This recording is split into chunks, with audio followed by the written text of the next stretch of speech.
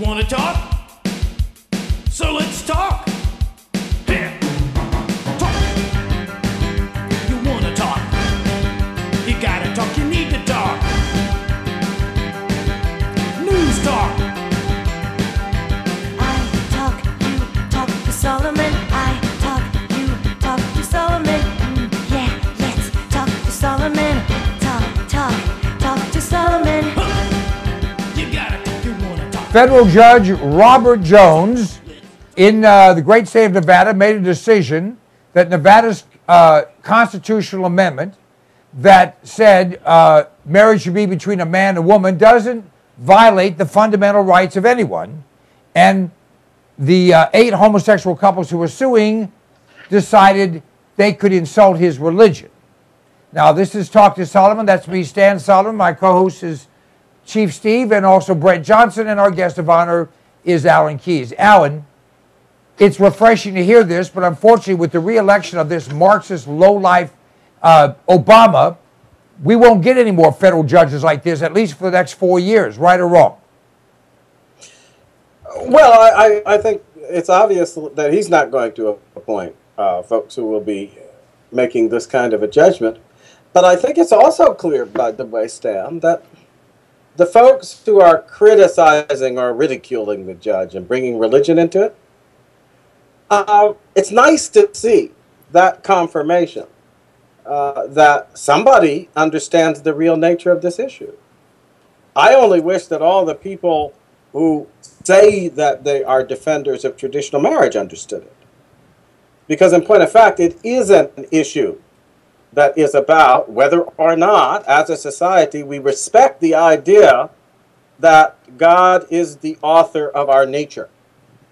And there is, therefore, a distinction to be made between that which we choose to do and are free to do on account of our capacity for choice with ourselves, with our body, whatever, and that which corresponds to the will of that authority which essentially endowed us with, programmed, whatever you want to call it, our nature as human beings, and that those things which correspond to that nature have a certain status, and that those things that do not correspond to it have another status. I think that is the doctrine that supports the notion that we owe a special respect, and that government must pay special attention to and give special respect to the rights of the natural family and the identity, nature, characteristics of the natural family. That is to say, the family as it comes from the hand of nature and of nature's God. So at least they show an understanding of the real issue that's at stake. I think it's long past time that the defenders of marriage understood this and began to see the simple truth that we can't get away from the fact that the doctrine of rights in this country depends upon the acknowledgement of God, and that we need to be bold in terms of citing that as the foundation of the country's idea of justice and applying it in situations like this, as the judge is doing. Brent? Yeah, this I think was very interesting, actually. What the judge came and basically said, hey, homosexuals can get married to women just like non-homosexuals can, so there's no discrimination here at all. What really comes out in this type of case is that the homosexual community is not looking for to be able to get married for any kind of religious or moral reason. They're looking to get married for one reason only, because of the benefits provided to married couple. This is not about, we philosophically believe that we should be able to get married, because if it was about something like that, they would go out and they would go out and be they would go someplace that they're allowed to get married and they'd be perfectly happy. What's happening here is they're not satisfied with the domestic partnership designation that the government provides. They want benefits. They want something from you and me out of our taxes to go to them. That's what this is all about. And I applaud the judge for going out there and saying, hey, there's no discrimination here because a homosexual can marry a woman just like a non-homosexual man can marry a woman, and a homosexual woman can marry a man, just like a non-homosexual woman can marry a man. So there's no discrimination here, and there's certainly no hardship on the homosexual community because it's a very powerful lobby. I applaud the judge who issued this ruling. Steve. Well, both of those comments by Dr. Keyes and Brent were both very good. Dr. Keyes mentioned God, and so that really strikes my heart because God set this up in a certain way. And because of that, we now know that over the course of history, marriage between a man and a woman has been good for lots of things. Good for society, good for the participants, very good for the children that are involved. But the left, their biggest enemy is Christianity, so they must destroy Christianity and every tenet of it. One of the biggest tenets is marriage between a man and a woman, so their goal is to destroy the marriage to get to Christianity. The ACLU has sued to block a law passed in the state of Georgia saying if the baby in the womb, the fetus, can feel pain, that you cannot cause pain to that unborn child and therefore you can't kill it. Dr. Keyes. Well said. I think that at one level, it's always good when we are seeing something that would result in the protection of innocent life. I've always had a problem, though, with this regulatory approach to abortion because there is an underlying premise that I can't accept. And that is the notion that somehow or another the material condition of the child is what then allows us to decide whether that child has a right to life or not. The material condition, as we can empirically verify it in this way and that decides whether the child has a right to life. And I think that that is not the premise of our understanding of right. We say that rights are not the product of our material condition, but rather that they are an endowment by God. What does that mean? What does it mean to say we are endowed by our Creator with certain unalienable rights? That there is an aspect to our existence which actually precedes our material condition. And why do I say that? Well, because we don't start out as human beings as material beings in the womb. We start out as human beings as an idea in the mind of the Creator God, unbeknownst to us. As the Bible says, fashioned in the secret places of the earth. Known to the Creator in every detail, but not known to us. And we say, in the past you might say, oh, is that possible? And Stan, I would say, these days we should understand the possibility even better than ever before, because, yes, it is true, until I use Microsoft Word, there are certain manifestations of the program that I make possible as I use it. But all of the various ways in which it works and the things that it can do were in the mind of the creator of that software. And were there and are there in that program on the hard drive before I use it. So in that sense, we understand better than ever how the Creator can, in point of fact, prepare us in secret, publish the result in the womb, which then ought to command respect as a human result, a result with human nature to be respected as a human being from the very beginning of its life in our perception, on account of that authoritative will of the Creator, which endowed it with that humanity before we were capable of perceiving it. And so I'm a little wary of the bills that say, well, if it can feel pain there in the womb, this fetus or whatever, then its life has to be respected. No.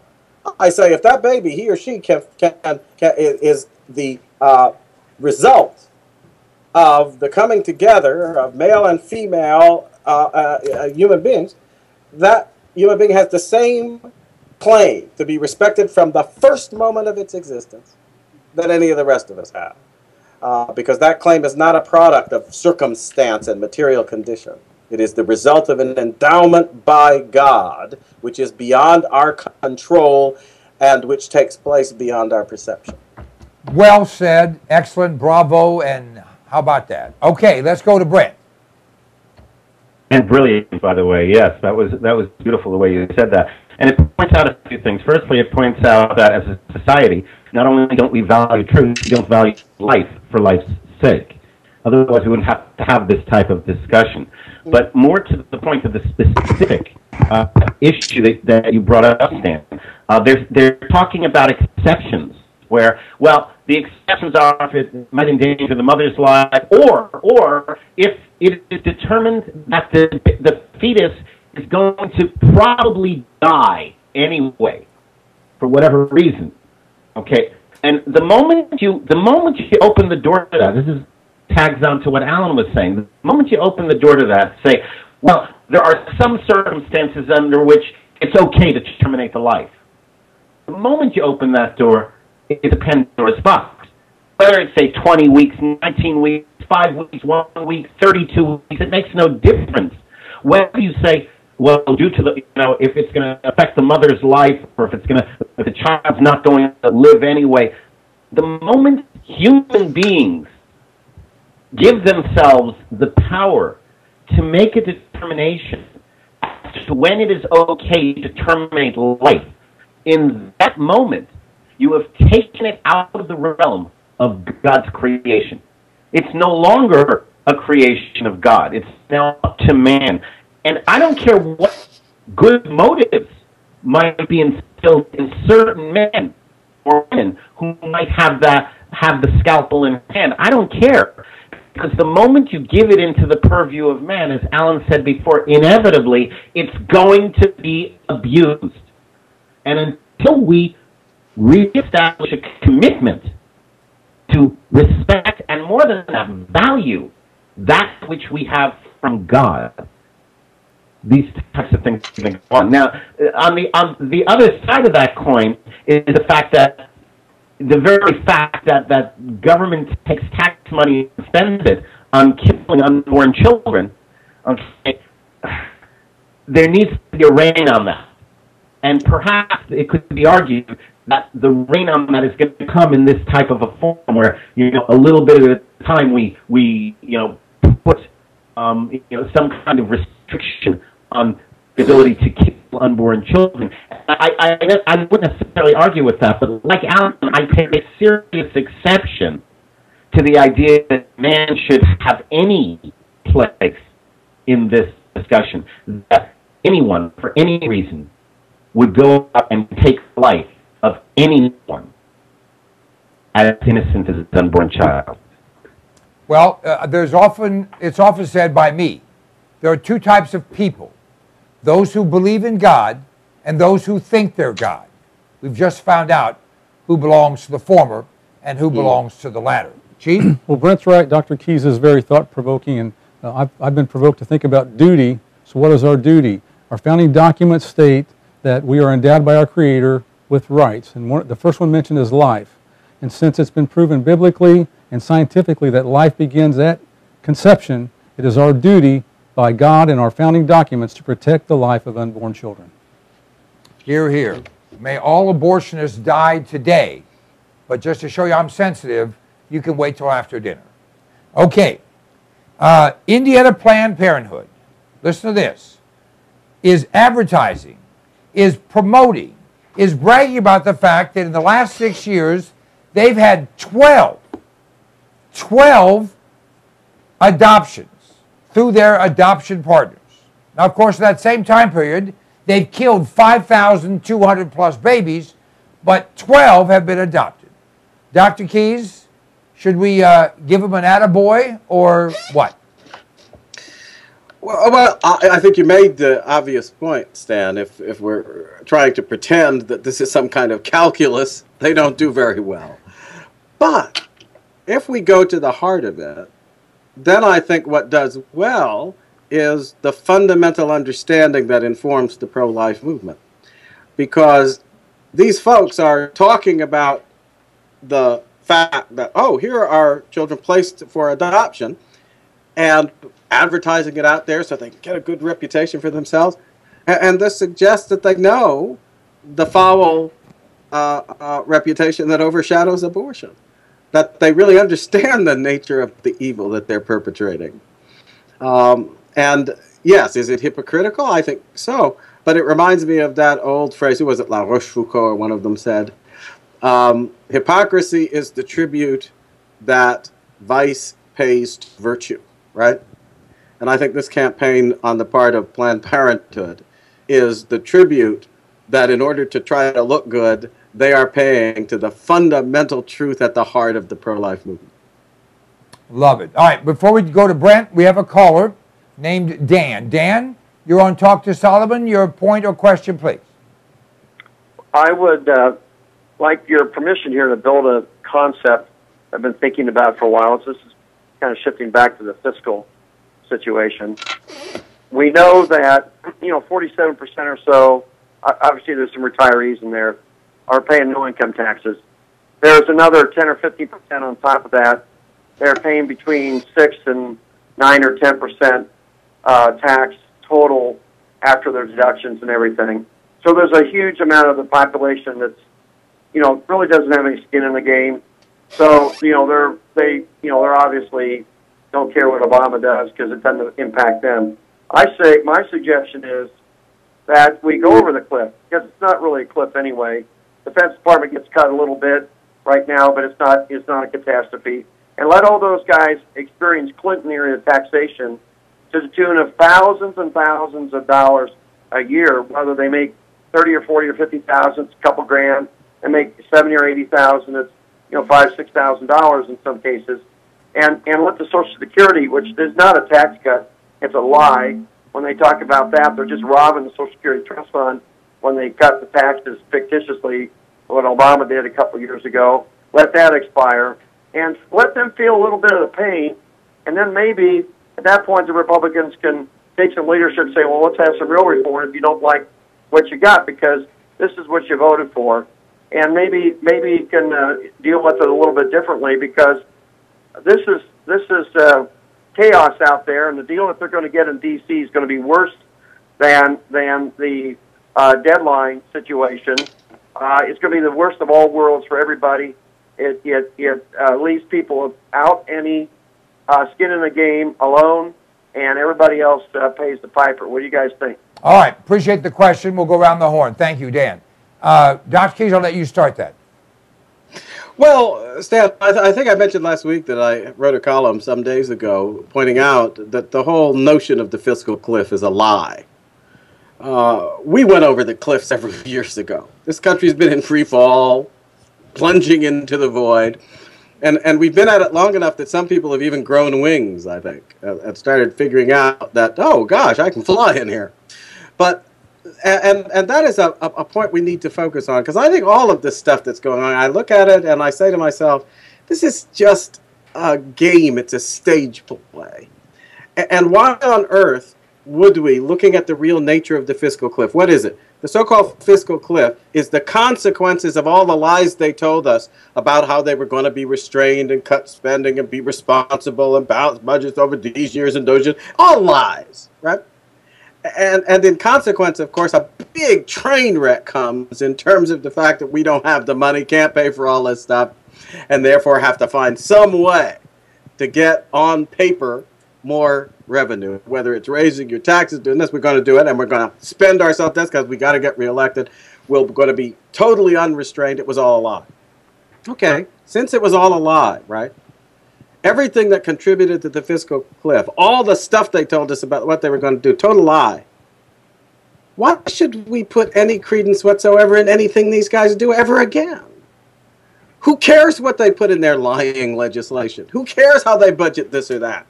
What we now have is a situation where there is no limit, there are no constraints, where these guys are spending and borrowing to suit their own power and interests to whatever tune they please. And anything else that is being put on paper is just a pack of lies. So what good is all of this doing? Well, at the end of the day, I think it can do one good. I can do the good of exposing to people throughout the country the simple truth. A little clique acting in their own vicious interest has hijacked our politics.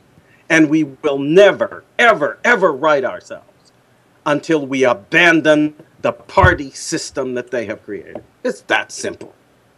And then we won't have to put up with their lies. Then we might, as Brad has said, get back to a situation where we do what our country was founded upon. Take common sense, self-evident truths for granted, like the truth that you can't spend money that you don't have indefinitely because it'll bring disaster, and so forth and so on. But until we're willing to take on that fundamental chore, which, by the way, isn't just about money, it's about defining what government's supposed to be, defining what we're supposed to be as responsible citizens and human beings, willing to take our lumps. Final point, no matter what comes out of all of this, it's going to hurt anyway. And here I have to agree with the implication of what the caller says. What we should ask ourselves is not whether at the other side of this we're going to have balanced the budget and all these other lies these guys tell. No, there's going to be no end to this as long as these people are in charge. They're institutionalizing this crisis because it contributes to their power. But since we have to go through some pain, wouldn't it be better to go through the pain to put an end to their stranglehold on us rather than go through that pain in order to institutionalize it? That's the question we ought to be asking. Because the pain is inevitable. They've created a mess, and we're not going to get out of it without some discipline and belt tightening and prioritizing. But wouldn't it be better to go through all of that and at the end of it look back on the era when we let these liars strangle our nation's prosperity nearly to death? And having taken the lumps and taken the sacrifices, breathe a sigh of relief and say, at least now our fate's back in our own hands. That's what we ought to be trying to figure out. I love it. Brent? Brilliant, Alan. You're in top form today. He's absolutely right.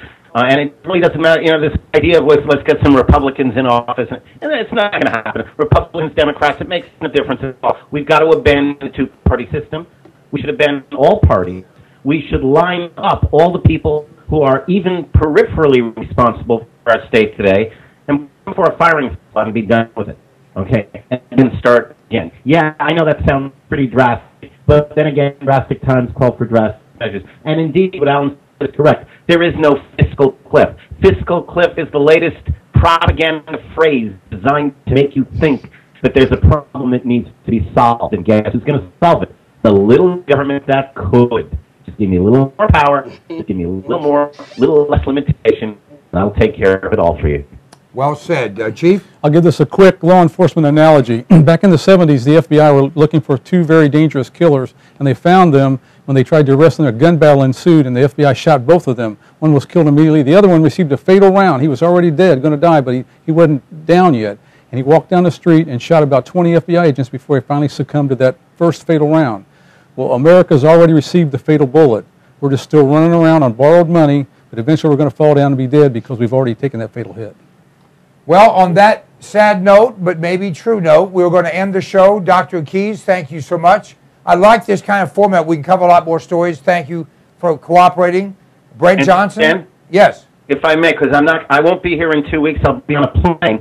I just want to say there's 17 days till the end of all things, according to the Mayan calendar. I want to wish everybody a happy Hanukkah. If you celebrate Saturnalia, have a good time, but we understand Yeshua was not born at that time of year. And I want to wish everyone a happy new year. Very nice of you. Dr. Keys, your salutation for our viewers. Well, two things. I just want to say 3 words about the fiscal cliff. Abolish the income tax. All this talk about tax rates. Amen. Give us back control of our money, and we'll take this country into the stratosphere in terms of prosperity. Just get rid of their ability to hijack our money. And second, given the promise of Christ that governs in my life, the 17 days can pass, the end of the world can come and go, and I'll just breathe a sigh of relief to finally get home. And let me add that I thank Brent, I thank Dr. Keys, always thanks Chief Steve, and I thank you because you're the one that makes this show work. Hundreds of thousands of you view our discussions, and we appreciate it very much, and we wish you only the best in the upcoming day, week, month, year, or eternity, whatever it turns out to be. Good night, America.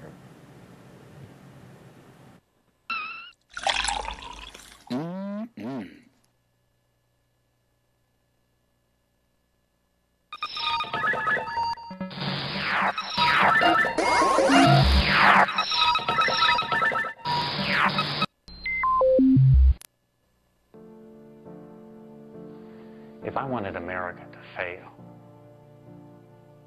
to follow, not lead, to suffer, not prosper,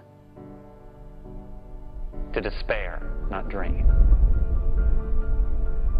I'd start with energy.